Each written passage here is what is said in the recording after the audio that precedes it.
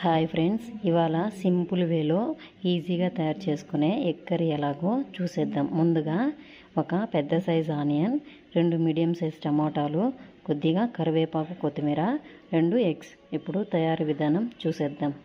కడాయిలో ఆయిల్ వేసుకొని అందులో కొద్దిగా ఉద్దిపప్పు ఆవాలు వేసుకుని ఆ తర్వాత ఎర్రగడ్డ వేసుకోవాలి. ఇందులోనే కొద్దిగా కరివేపాకు వేసుకొని ఇదంతా బాగా మగ్గించుకోవాలి. చూసారు కదా ఫ్రెండ్స్, ఆనియన్స్ బాగా మగ్గిపోయాయి.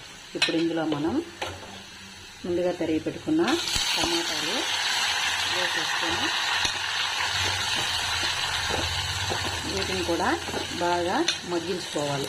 ఇప్పుడు ఇందులో కొద్దిగా కల్లుప్పు,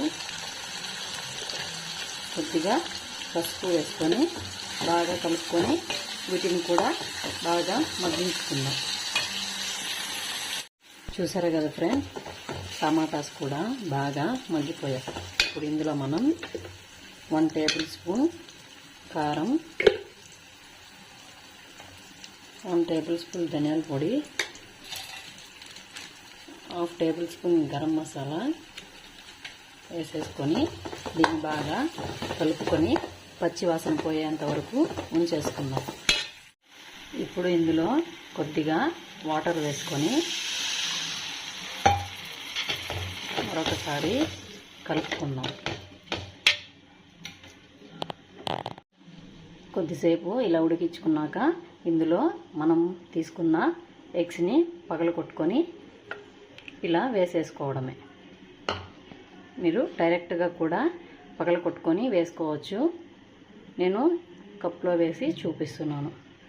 అంతే ఫ్రెండ్స్, దీన్ని సిమ్లోనే ఒక 5 మినిట్స్ ఉడికించుకునేస్తే మన రెసిపీ రెడీ అయిపోయినట్లే. చూసారు కదా ఫ్రెండ్స్, ఇది ఒక పక్క ఉడికిపోయింది. దీన్ని మనం ఇంకో వైపుకు తిప్పుకోవాలి.